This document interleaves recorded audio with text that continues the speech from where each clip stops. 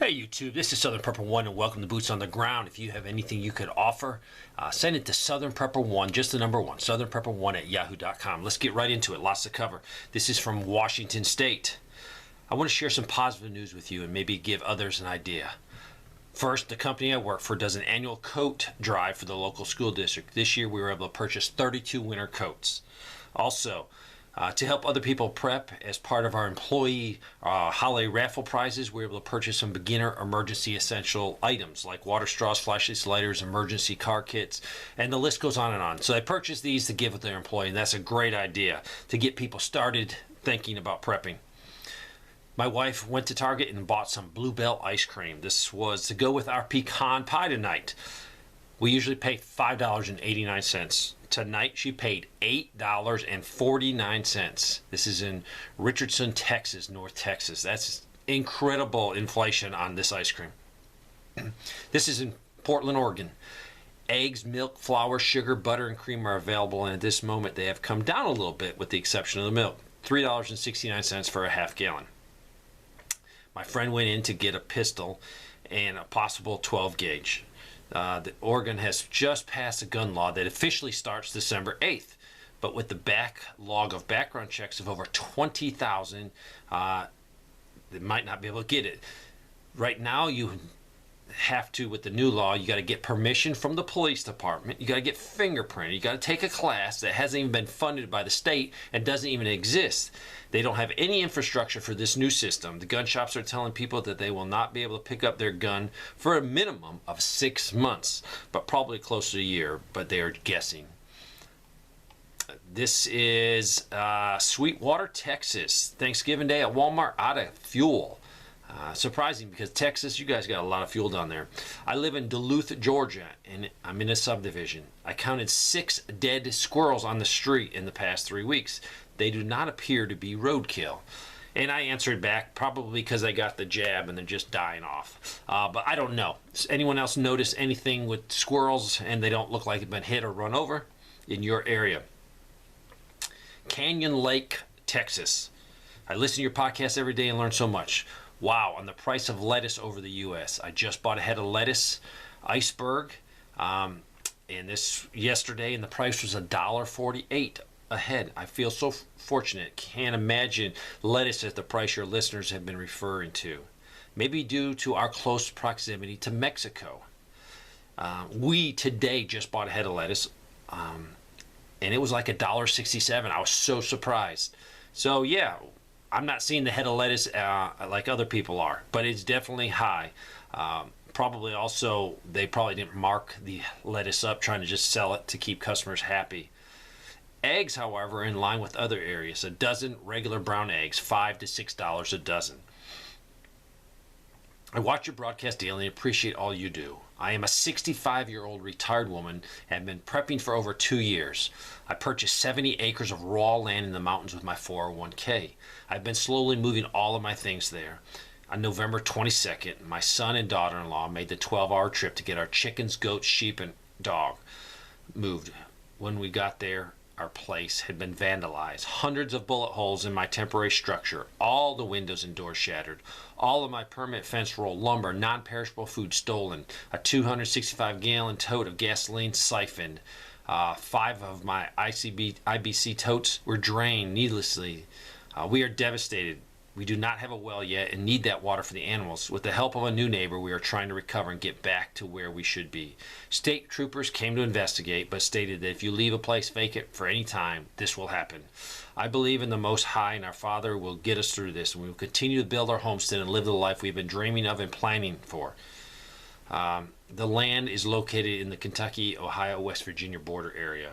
Please keep us in your prayers and share with your viewers. Sorry this happened to you. Yes, any rural property left alone. So if you have a bug out location and you have it stocked and you think in a worst case you're going to be able to go there, if you're not there immediately, someone else is probably going to beat you there and steal or vandalize all of your stuff. This is from South Dakota area.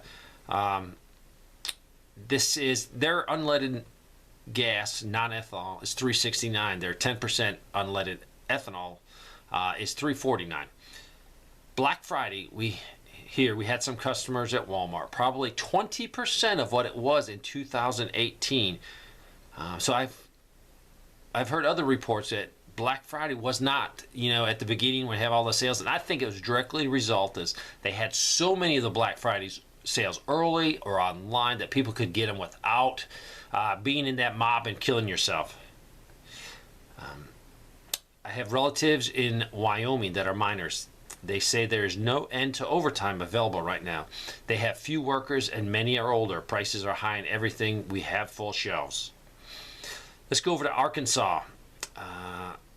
I never go out on Black Friday because of the crowds. My sister-in-law and I like to go to thrift store shopping together once a week. We received a text that the local Potter's House thrift store was having a 50% off sale on Black Friday.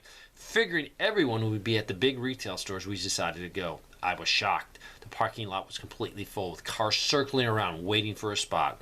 When we went inside, it was a zoo. So many people were there that it was hard to maneuver around. At the same time, my brother took my niece to Walmart. I told him it was crazy at the store where we were.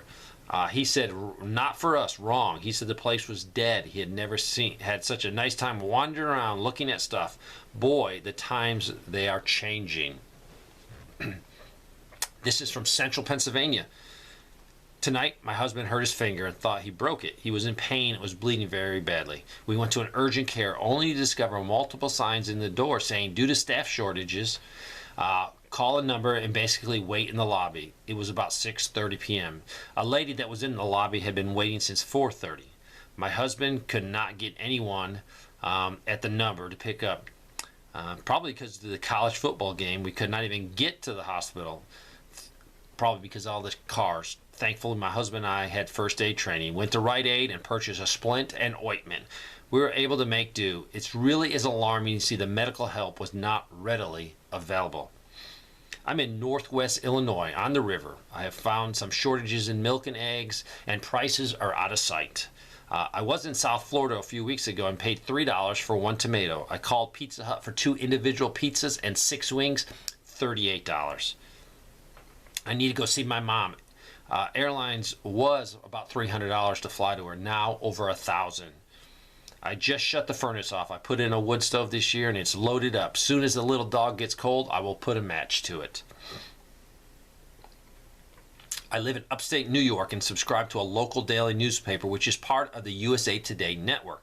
I received a letter from the paper stating that labor shortages has affected newspaper deliveries across the country, including their own paper. As of December, home deliveries will be discontinued. Subscribers are given 3 options. Switch to a discounted online subscription, accept a refund of outstanding subscription fees, or sign up for a mail subscription through the postal service. In the last case, the newspaper will be delivered in bulk to the local post office, and the letter carriers will then deliver the newspaper with the Daily Mail.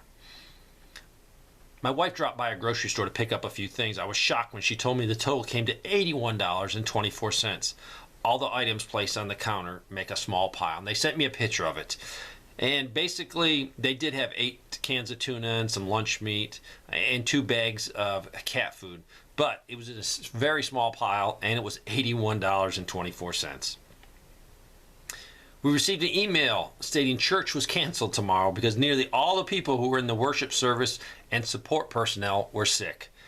Yes, there's lots going on or going around out there. Best thing you can do, wash your hands, and wash your hands. I just want to reach out and let you know that our business has indeed slowed way down, like fell off a cliff, 24% cliff. That's the month of November compared with November of last year. My wife and I own a mushroom farm and lab, and our direct sales to local customers, thankfully, is holding steady, even seeing a slight bump up in fresh fruit sales, but our online and business-to-business transaction has sloped off. I'm not the only one. I've heard from many of my peers, and they're seeing the same thing. Our restaurants are telling us they're finding it even more difficult to find other types of produce, as some of their small farms they used to buy from have gone out of business or retired. They see a hard slog coming our way, and they would rather face it in retirement. My father, who owns an insurance agent, said that normally he writes about 70 new policies a month, and he is down to 20 right now. He doesn't have to lay off yet, but this keeps up, he's going to have to. He's not the only person I know who owns a small business, as sales are tumbling off of the cliff. I'm luckier than most. My employees just got poached by the local factory, and my wife and I just decided to step into their place and promote our kids to farm employees, their own choice, and work this as a family farm for the next little bit. 24% of my sales are down, but thankfully, I'm actually making more money without the payroll, and we've been investing in meat and egg production and even building raised beds on pallets I can move around the farm with our forklift. We're putting all food production behind our razor wire top fence and gate as the homeless population and foot traffic outside our shop has increased dramatically. Things are getting very weird. This is an update from Hudson, Florida.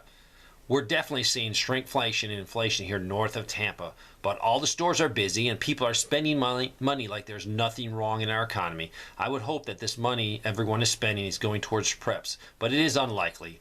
Our local Walmart, which we rarely shop at, has 56 shipping containers positioned all around the store, and the parking lots and restaurants are packed. The general population is clueless regarding the financial and economic hurricane that is bearing down on us. We pray that people wake up before it is too late. DailyJobCuts.com. I've talked about this before, but DailyJobCuts.com, great place to see all the layoffs.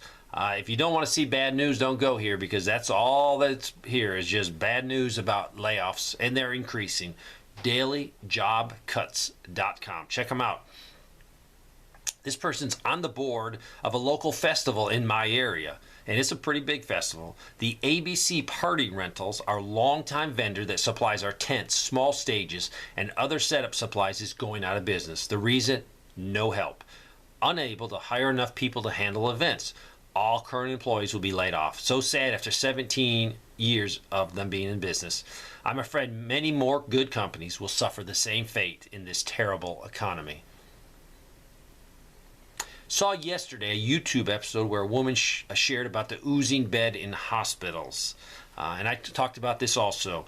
2 months ago, I went to donate blood as well, at a known hospital near my town in Southern California. I arrived a little early, so I walked around the bottom floor. It was filthy, dirty walls and floors.